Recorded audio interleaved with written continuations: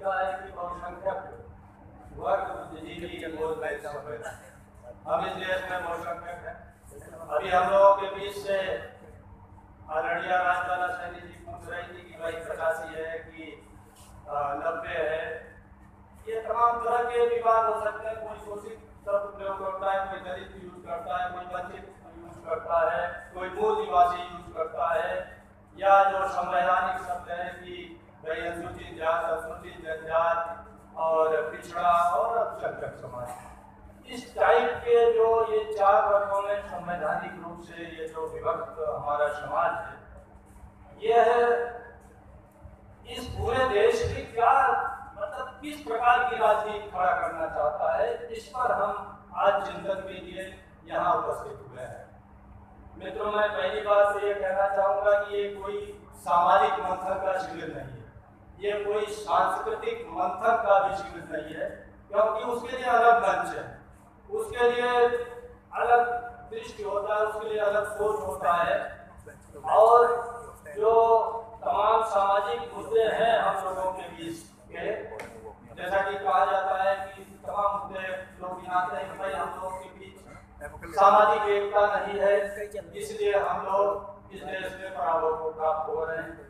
हम पूछना चाहते हैं कि उत्तर प्रदेश, बिहार या जिन राज्यों में सरकारें बनी है, क्या वो बिना सामाजिक एकता के सरकारें बन गई? बिहार में अभी 15 साल से एक सज्जन रहे, 15 साल से दूसरे सज्जन चल रहे हैं। उत्तर प्रदेश में लगभग 20-25 साल तक दलित पिछड़े के लोग प्रतिनिधित्व कर चुके हैं। तो क्या ये बिना सामाजिक एकता के हो गई? और अगर सामाजिक एकता नहीं है, सामाजिक जागरूकता नहीं है, तो फिर हम राजनीतिक चिंतन क्यों कर रहे हैं? फिर इस चिंतन को अभी स्थगित करते हैं। हम लोग पहले सामाजिक चिंतन ही करते हैं। अभी सुरेंद्र भाई बैठे हुए हैं, मैं नाम नहीं दूंगा, किसी के मंत्री जी के नाम लोग गए सवेरे सवेरे 4-5 लोग, तो उन्होंने शुरू कर दिया यही बात कि भाई हम लोग पराभव इसलिए प्राप्त कर रहे हैं, हम लोगों के अंदर सामाजिक जागरूकता नहीं है, सब अफीम किए हुए हैं, सब धर्मांध हो गए हैं, सब मगवादी हो गए हैं, और इतना समझाया जा रहा है नहीं समझ रहे हैं। सबसे पहले हम सामाजिक आंदोलन चलाएं और सामाजिक रूप से उनको जागरूक करें। तो हमने कहा माननीय मंत्री जी, फिर आप कुर्सी पर क्यों बैठे हुए हैं? तत्काल त्याग पत्र दे दीजिए, और देश में जितनी पार्टियां चल रही है, Sapa, Basapa, RJD, DMK, ADMK और तमाम भाई लोग हमारी पार्टी चला रहे हैं, सब लोग चला रहे हैं, सब लोग फाइट अप करें। और सबसे पहले इस देश में अगर आरएसएस बनाने से समाधान होगा, सामाजिक चिंतन से होगा, सामाजिक जागरूकता से होगा, रोटी बेटी से संबंध होगा, तो सबसे पहले हम यही आंदोलन चला दें, और जब समझ लें कि चीजें परिपक्व हो गई, तब राजनीति खड़ा करें। तो हम लोगों ने तो प्री मैच्योर सब काम कर लिए। प्री मैच्योर सपा बन गई, प्री मैच्योर बसपा बन गई, प्री मैच्योर इस देश में हम 3000 पार्टियां बना दिए। तो जब सामाजिक जागरूकता ही नहीं, तो हम पार्टी चला क्यों रहे हैं? तो उसका कोई किसी के पास जवाब नहीं है। और मित्रों, हम लोग सामाजिक रूप से बहुत जागरूक हैं, सामाजिक रूप से एक भी है। पूरे देश में आप बता दीजिए, पूरे देश में ऐसा कोई वाकया है कि दलित पिछड़ा लड़ रहा हो, पिछड़ों की तमाम जातियां आपस में लड़ रही हो, दलितों की तमाम जातियां आपस में लड़ रही हो, आदिवासी समाज आपस में लड़ रहा हो, या ये चारों वर्ग के लोग कहीं आपस में लड़ रहे हैं? हम लोगों के बीच कहीं कोई लड़ाई नहीं है। इसलिए ये जो सामाजिक जागरूकता, सामाजिक एकता की बात करते हैं, इस कम से कम इस विमर्श के इस मुद्दे को या तो हम स्थगित करते हैं या इसको समानांतर चलाते रहे। हम आज सामाजिक रूप से एक थे, अभी भाई राकेश जी बता रहे थे हम सामाजिक रूप से एक थे, लेकिन राजनीति अब हम जात की करने लगे। हर जात की पार्टी है देश में, दलित पिछड़े अल्पसंख्यक आदिवासी समाज में ऐसा कोई जाति नहीं है जिसकी पार्टी नहीं, और 3000 हम लोग कई पार्टी बनाते चले जा रहे हैं। और ये पार्टियां बन क्यों रही हैं? पार्टियां बन रही हैं, इस पर हमको चिंतन करना पड़ेगा, इस पर मंथन करना पड़ेगा कि ये पार्टियां बन क्यों रही हैं। और जब जात की पार्टी बनेगी, एक ही मोहल्ले का आदमी एक ए पार्टी की सिफारिश करेगा, एक बी पार्टी की करेगा, एक सी पार्टी की करेगा, एक डी पार्टी की करेगा, और हर जाति के लोग अलग अलग पार्टी की सिफारिश करेंगे। तो क्या आप बताइए, जो सामाजिक एकता बनी है वो भी धीरे धीरे हम लोगों के बीच से टूट जाएगी। अब आपको निर्णय ये करना है कि आप इस देश में किस प्रकार की राजनीति खड़ा करना चाहते हैं। आप क्या क्षेत्रीय दल खड़ा करना चाहते हैं, आप क्या व्यक्तिवादी, परिवारवादी, जातिवादी दल खड़ा करना चाहते हैं। अगर इस टाइप का दल खड़ा करेंगे तो कभी आप इस देश के भाग्य विधाता नहीं बनेंगे। समस्याएं अनंत है, रोना भी अनंत है, रुदन भी अनंत है।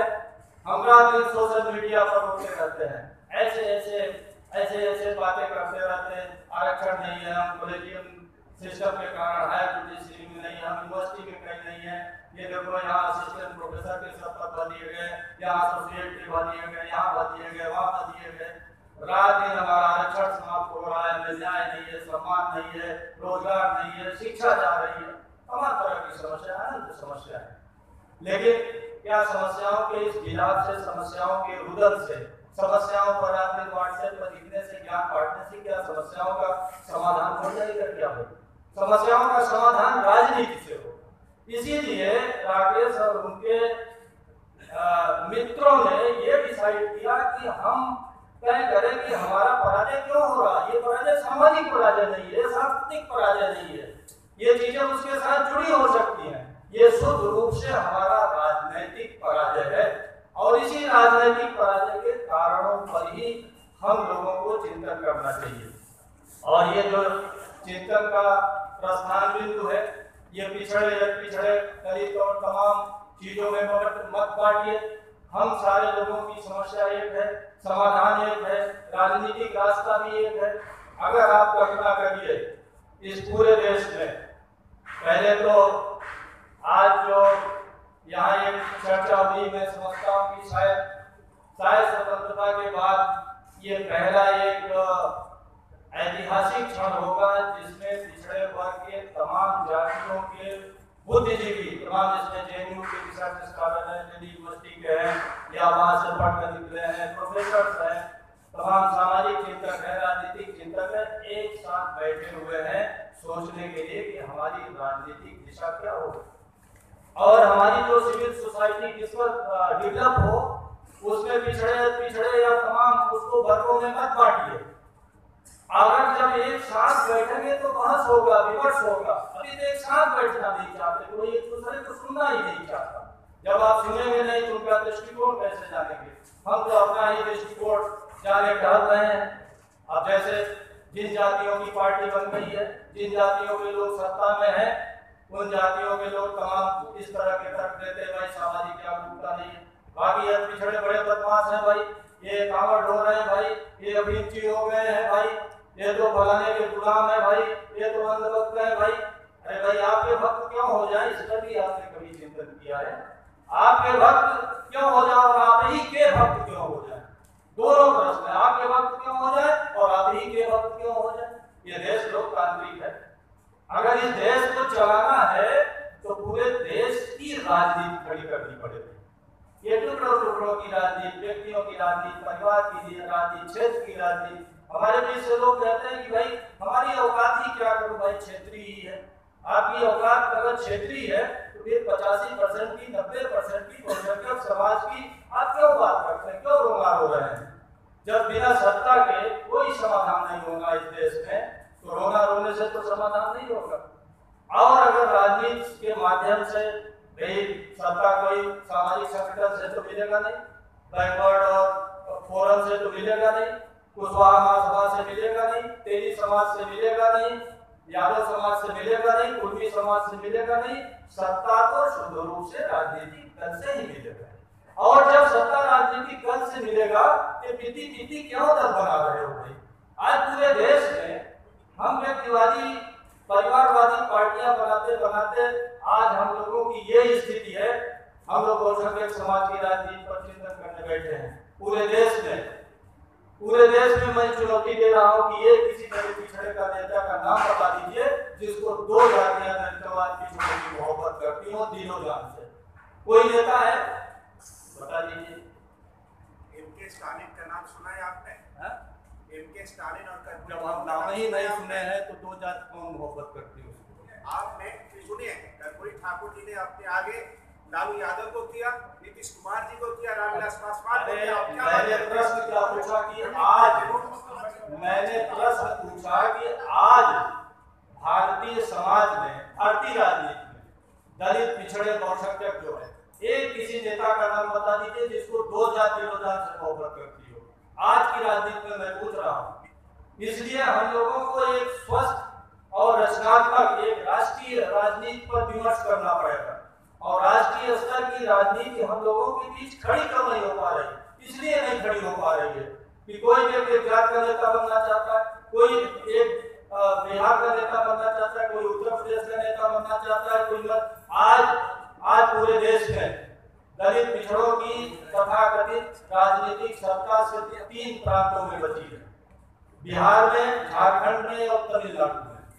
इसको छोड़कर के सारे जगह दलित, पिछड़े या तो वो बीजेपी के मुख्यमंत्री है और या वो बसपा के मुख्यमंत्री है।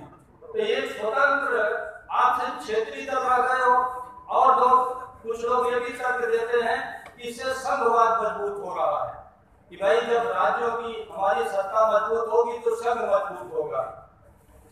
छोटे छोटे दल हो तो ये संघीय व्यवस्था को और मजबूत करेंगे। मित्रों, आपको पता होगा कि अमेरिका में तो 2 दल हैं, रिपब्लिकन पार्टी और डेमोक्रेट पार्टी, और दुनिया में जितना राज्य को पावर अमेरिका में है उतना राज्य को पावर विश्व के किसी कोने में नहीं है। और वहाँ केंद्र सिर्फ 4 विषय देखता है, वित्त, विदेश और सुरक्षा और एक कोई और स्पेस। 4 विषय छोड़ करके सारा विषय राज्यों को है। और पार्टी कौन सी है? 2 ही पार्टी है, डेमोक्रेट पार्टी और रिपब्लिकन पार्टी है। मेरा ये कहना है कि आप इस पर जब विमर्श कर रहे हैं कि हम बहुसंख्यक समाज हैं, तो देश में तो आप 85% हो गए, देश में 90% हो गए, तो फिर ये जात जात के नेता और क्षेत्र क्षेत्र के नेता क्यों विकसित हो रहे हैं? इसी व्यक्तिवाद के कारण हम पूरे देश में अपनी राजनीति नहीं खड़ा कर पा रहे हैं। और जब आप एक व्यक्ति को नेता बनाएंगे और आजीवन रहेगा नेता वो, तो उसके अंडर में कोई दूसरा काम नहीं करेगा। आज बिहार में भी तमाम पिछड़ों में जीतन राम मांझी नेता है, चिराग पासवान नेता है, उपेंद्र कुशवाहा नेता है, ये विद्रोही है, क्या है, इनका दृष्टि दिशा क्या है? लेकिन एक जो बहुसंख्यक की समन्वित राजनीति होनी चाहिए, उसको नुकसान तो पहुंचा ही रहे हैं ना। तो चिंतन इस बात का नहीं करना है कि हमारे भैया जो है यहाँ के बिहार में मुख्यमंत्री हो गए, उत्तर प्रदेश, तमिलनाडु के हो गए, तो क्या पूरे देश के हो जाएंगे? इस देश में पावर से 2 कीले हैं, 2 जगह है, पार्लियामेंट में और प्रधानमंत्री में। और जब तक आप पार्लियामेंट और प्रधानमंत्री के पद पर कब्जा नहीं करेंगे, आपकी किसी समस्या का समाधान नहीं होगा और आप ऐसे ही गुमराह होते रहेंगे। और दोनों की पर कब्जा करने के लिए आपको राष्ट्रीय स्तर की पार्टी चाहिए। और राष्ट्रीय स्तर की पार्टी, ये देश विविधता का देश है, विभिन्न जातियों का देश है, विभिन्न मुख्तलिफ तहजीब का देश है, विभिन्न धर्मों का देश है, विभिन्न क्षेत्रों का देश है, और सब मिलाकर के भारत बनता है, सब मिलाकर बहुसंख्यक बनते हैं। इस देश में एक किसी व्यक्ति को आप पूरे देश का नेता नहीं बना सकते। एक किसी व्यक्ति के नेतृत्व में चलने वाले पार्टी को पूरे देश की पार्टी नहीं बना सकते। और यही असफलता हुई। अभी भाई नाम भूल गया, धर्मेंद्र जाटव जी बड़े विस्तार से बता रहे थे। अब विस्तार से उन्होंने बता दिया, लेकिन शायद सैद्धांतिक रूप से उसको आपके सामने प्रस्तुत नहीं कर पाए, इसलिए उनकी बात शायद आपको अपील नहीं की होगी। आज इस देश में हर व्यक्ति की एक जाति है, हर व्यक्ति की एक जाति है।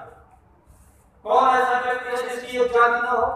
और अगर एक व्यक्ति हरदम पार्टी का मुखिया होगा तो वो एक जाति की पार्टी होगी और बाकी जातियां उससे विद्रोह करेंगे। अभी हमारे भाई लोगों ने कहा कि अरे भागीदारी नहीं देते, अगर ये लोग भागीदारी दे दे तो सब ठीक हो जाए। भागीदारी देंगे तब भी नहीं ठीक होगा, क्योंकि हर जात में प्रतिभाशाली लोग हैं, हर जात में महत्वाकांक्षी लोग हैं, हर जात में चाहते हैं कि उनके बीच से मुख्यमंत्री बने, हर जात में चाहते हैं कि उनके बीच से प्रधानमंत्री बने। सभी तो नहीं बन जाएंगे, लेकिन कम से कम एक आदमी को तो परमानेंट नहीं होना चाहिए। लोग पहले जिन दलों में हमारे कितने दल है आज दलित पिछड़ों के बीच, इसीलिए पूछा मैंने। आज हमारे ज्यादातर दलों में लोकतंत्र नहीं है। जब लोकतंत्र उनके संगठन में नहीं है तो किस मुंह से हम लोकतंत्र खतरे में है बात करते हैं। और लोकतांत्रिक तभी होगा जब अभी बीजेपी का उदाहरण हमारे भाई जी दिए, जब भी बीजेपी को उदाहरण देते हैं बिगड़ जाते हैं, क्योंकि देश में वही एक पार्टी है इसलिए उसका उदाहरण दिया जाता है। वहां तो 3 साल में राष्ट्रीय अध्यक्ष बदल जाता है। आज 9 भूतपूर्व राष्ट्रीय अध्यक्ष भाजपा में एक साथ काम कर रहे हैं। ये संस्कार काला है। समूह में राजनीति करने का उन्होंने एक राजनीतिक संस्कार पैदा किया है। हम लोग तो सुप्रीमो की कल्चर, हाई कमान की कल्चर और इस टाइप की कल्चर पैदा किए हैं। समूह में हमारे यहाँ किसी एक पार्टी का नाम बता दीजिए जिसमें भूतपूर्व कोई राष्ट्रीय अध्यक्ष हो गया, एक आध कोई हो गया होगा तो उनका ऐसा चर्चा होगा कि उन्हीं को समझिए। तो ये बहुत बड़ा देश है, विविधता का देश है, लोकतांत्रिक देश है। हम लोग बाबा साहब की बार नाम लेते हैं। अरे बाबा साहब ने इस देश को लोकतांत्रिक बनाया ना, लोकतांत्रिक संविधान बनाया। और हम नारा बहुत लगाते हैं, उनकी दुहाई बहुत देते हैं। भाई भारतीय संविधान की बात करते हैं कि भाई सबको भारतीय संविधान पढ़ना चाहिए, सम्मान करना चाहिए, और जिस दिन हम समझ जाएंगे क्रांति हो जाएगी। अरे भारतीय संविधान में है क्या? अगर एक फंडामेंटल राइट के चैप्टर को छोड़ दीजिए तो पूरे भारतीय संविधान में इस देश की राज्य व्यवस्था कैसे चलाएंगे उसका वर्णन है। तो राज्य व्यवस्था चलाने के लिए कहाँ खड़े हैं आप? इस पर चिंतन करिए, पूरे देश में कहाँ खड़े हैं। और अगर पूरे देश की राजनीति को सही दिशा देनी है तो हम लोगों को अपने पॉलिटिकल सिस्टम को डेमोक्रेटाइज करना पड़ेगा। और एक व्यक्ति के नेतृत्व में अगर काम करेंगे तो अहंकारी होगा। आज हमारे भाई लोग बहुत चिल्ला रहे हैं कि सीबीआई की सब जगह छापे मारे रही है। जब आप मुख्यमंत्री हो गए, और हमने तो देखा है बहुत नजदीकी से, हमने तो देखा है कि ये जो व्यक्ति आधारित पार्टियां हैं ये परिवार आधारित हो गई, जाति आधारित हो गई। जैसा मैंने कहा कि हर व्यक्ति की अपनी एक जाति है, तो जाति तो हो ही गई भाई। आप इतना भी उसका स्पष्टीकरण कीजिए। और ये जितने व्यक्तिवादी पार्टियां अगर इनके बीच से कोई मुख्यमंत्री हो जाता है तो किसी व्यक्ति की औकात नहीं है कि उनके गलत नीतियों का कोई विरोध कर सके। और इसीलिए लोग लूटम लूट बताते हैं, और लूटम लूट बचाएंगे, फिर कहेंगे देखो भैया रामलाल फलनवा तो 1000 करोड़ कमाए, हमको नहीं पकड़े, हम तो 100 करोड़ कमाए। अरे भाई दरोगा जी हाथी चुरा कर लाए, थाने में बांधे हो तो दरोगा जी अपने को पकड़ेंगे क्या? अपने के लिए एफआईआर करा देंगे? दरोगा जी उनको पकड़ेंगे जो उनके सामने है। अगर इस देश में आज सत्तारूढ़ लोगों को ये चिंता होती कि 5 साल बाद हम बदल जाएंगे, और बदल रहे हैं तो क्या बदल रहे हैं? फिर वही ये कहीं वही सामंती लोग, वही मनवादी लोग इस देश में बदल रहे हैं। पूरे देश में आज हम लोग एक राष्ट्रीय स्तर की तरफ नहीं बना पाए, क्योंकि हम लोकतांत्रिक पार्टी की बात नहीं करना चाहते। हम लोग कहते हैं लोकतांत्रिक पार्टी कैसे बनेगी? अरे भैया हमारे बड़े पॉपुलर हैं, 5 साल बाद चुन लिए जाते हैं, फिर 5 साल बाद चुन लिए, फिर अरे उनकी पार्टी है, आपको क्या आपत्ति है? भैया कोई आपत्ति नहीं, उनकी पार्टी है तो चलाएं, फिर हमें क्यों गरिया रहे हैं? बाकी जातियों को क्यों गरिया रहे? बाकी जातियों को जो निर्णय देना हो वो देंगे, उनको क्यों ज्ञान बांट रहे हैं, उनको क्यों उपदेश दे रहे हैं? भैया की पार्टी है, भैया चलाए। और अगर भैया ये प्रावधान करते हैं अपने संविधान में कि भाई 3 साल बाद, 5 साल बाद, 4 साल बाद फिर वह व्यक्ति उसी जात का, उसी क्षेत्र का व्यक्ति राष्ट्रीय अध्यक्ष नहीं होगा, कैसे भैया राष्ट्रीय अध्यक्ष का चुनाव लड़ लेंगे? तो अगर हम चाहें तो अपने सिस्टम को लोकतांत्रिकरण कर लें। अब आप ये प्रश्न उठाओगे कि भाई कुछ लोग कभी कहते हैं जब लोकतंत्र की बात हो, लोकतांत्रिक पार्टी की बात हो, राष्ट्रीय स्तर की पार्टी की बात हो, तो ये कहने लगते हैं कि भाई अभी ये प्रश्न मत उठाइए, अभी तो पहले फलाने से निपट ले, फिर इस प्रश्न का हल करेंगे। मित्रों मैं ये नहीं कर रहा, ये गोष्ठी कोई तात्कालिकता को देखते हुए नहीं बुलाई गई है, ये कोई तुरंत का समाधान हो जा रहा है। एक लंबे सोच, लंबे विजन के दृष्टिगत रखते हुए ये गोष्ठी बुलाई गई है कि हम कैसे इस देश में लोकतांत्रिक पार्टी बना दें। और अगर आज इस देश में एक भी लोकतांत्रिक पार्टी होती जिसमें 3 साल मोदी राष्ट्रीय अध्यक्ष होता, 3 साल कुर्मी होता, 3 साल यादव होता, 3 साल कुशवाहा होता, 3 साल जाटव होता, 3 साल कोई आदिवासी समाज का होता, 3 साल पांचवी, ऐसे कभी बिहार का, कभी मध्य प्रदेश का, कभी राजस्थान का, तो क्या हमारे बीच एक लोकतांत्रिक पार्टी राष्ट्रीय स्तर की न बन जाती? और अगर बन जाती तो जितना हम रोना रो रहे हैं ये ताकतें होती। आज हम भी ये रोते हैं, कहते साहब मंगानिया में बाका रखा है, और हुआ है, देखो सब पार्टी बना रहे हैं। अरे मैं पूछ रहा हूँ कि ये जो आजीवन अध्यक्ष रहे, फिर उनका लड़का हो गया और फिर आगे उनका नाती होगा, इनको किसने मंत्र फूका? इनके कान में किसने मंत्र फूका? हमारे कान में तो चलो उन्होंने फूक दिया, इनके कान में किसने फूक दिया? तो ये सब व्यर्थ की बातें हैं। हम लोग कोलू में डाल करके अपना पैर तोड़ डालें और कहें कि वो तो दूसरों ने, पड़ोसी ने या विरोधी ने तोड़ दिया।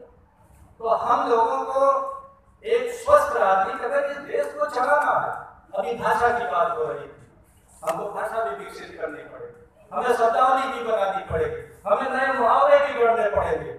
हम लोग जिस ढंग की भाषा आज गांव से और तमाम संगठन हमें सिखा रहे हैं, हम लोग एक वर्ग विशेष को, एक जात विशेष को इस देश में गरियाते गरियाते कब अपने को गरियाने लगे, इसकी भी कोई गारंटी नहीं है। और हम भी जब पार्टी बनाए लोकतांत्रिक, तो हम भी कितना ट्रोल हुए हैं, हमने देखा है। अब भी ट्रोल लोग करते हैं, अभी ट्रोल लोग करते हैं।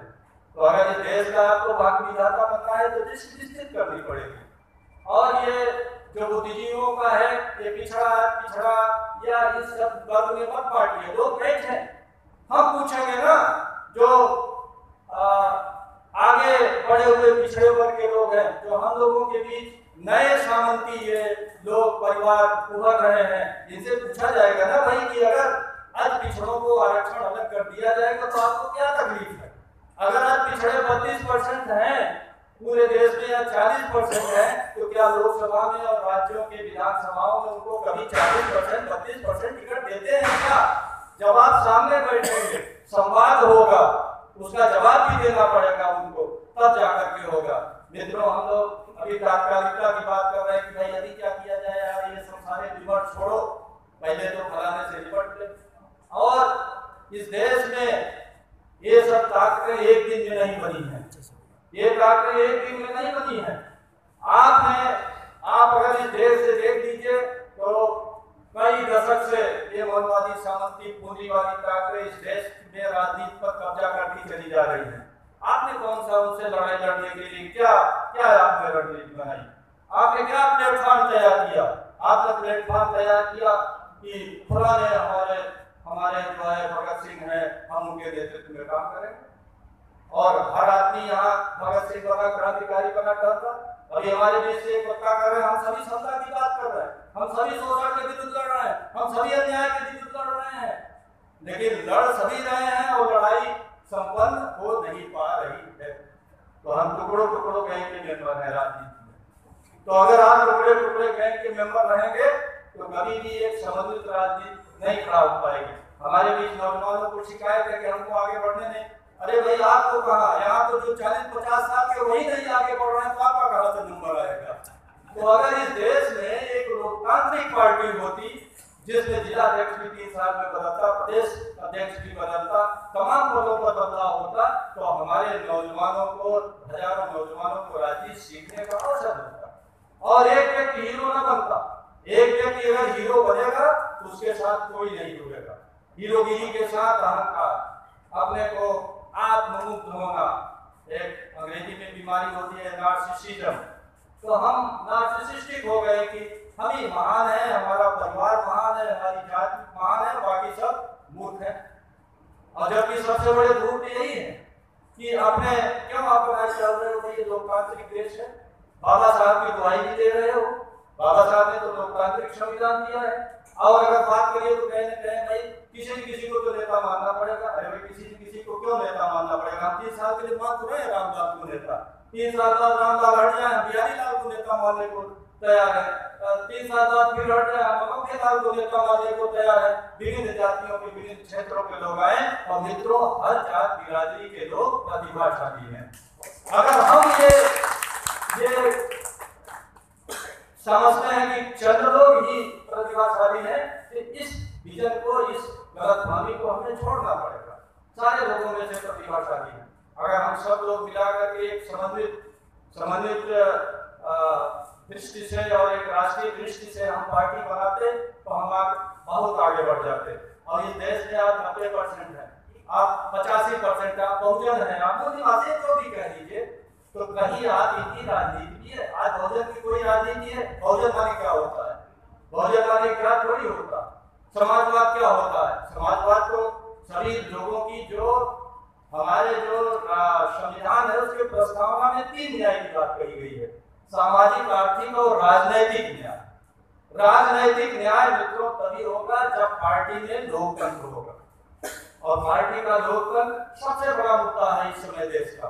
अगर इस मुद्दे को हम हल कर लें 1 साल में, 2 साल में, 10 साल में, जब भी हल कर लेंगे आप इस देश के भाग विधाता होंगे। और पार्लियामेंट पर कब्जा करने के लिए आपको लगभग 200 कितने 273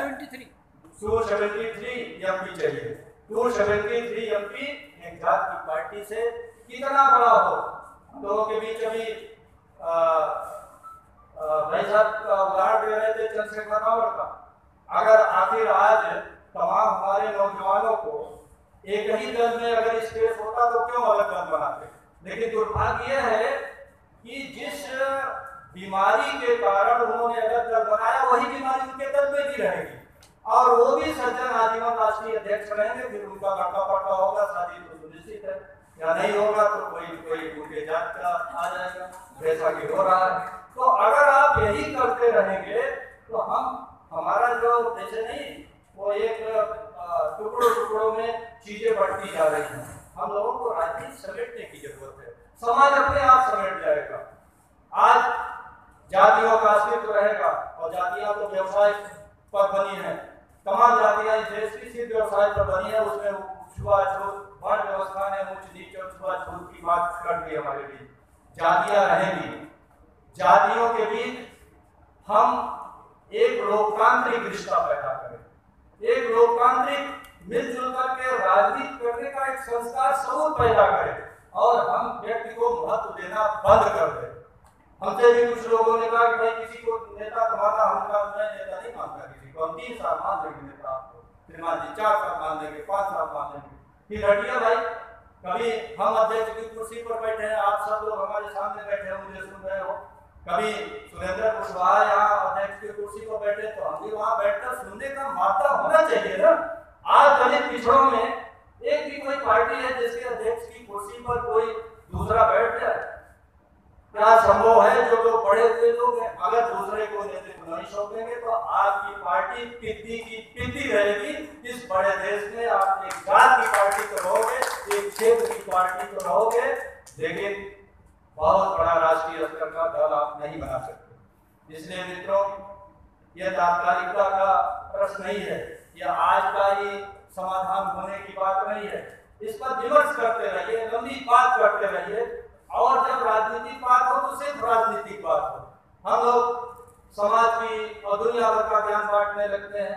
अरे भाई, यहाँ हम सामाजिक मुद्दों के लिए थोड़ी बैठे हुए हैं। तमाम सामाजिक मुद्दे हल कर दीजिएगा। सामाजिक आप आएंगे, महंगी शादियां रोक दीजिए, आप आएंगे मृत्यु भोज रोक दीजिए, आप आएंगे सत्ता पर, दोनों की पर कब्जा कर लीजिए पार्लियामेंट और प्रधानमंत्री की कुर्सी पर, एक झटके में आदेश पारित कर दीजिए। कल से इस देश में कोई वर्ण और जाति नहीं दिखेगा, सबको एक समान शिक्षा होगी।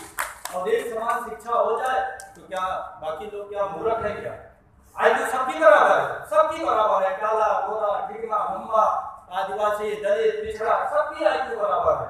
लेकिन जब उसको पढ़ने का मौका ही नहीं मिल रहा है तो कहां से वो पढ़ेगा? एक समान शिक्षा कर लीजिए, एक समान गुणवत्ता की शिक्षा कर लीजिए। आरक्षण इस देश में कोई जरूरत नहीं है। आरक्षण को मिसमैनेजमेंट में हमको कुछ शेयर देने की बात है। और मित्रों, आप जब तक मैनेजमेंट दूसरे को सौंपते रहोगे तब तक रोना रोइए।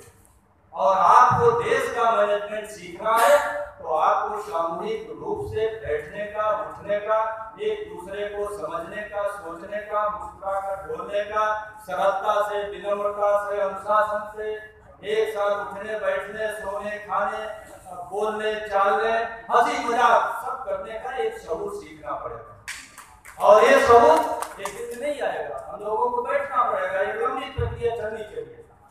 और हम लोग भाषा बदले, आप भाग विधाता बनिए ना, जो चाहिए इस देश में कर लीजिए।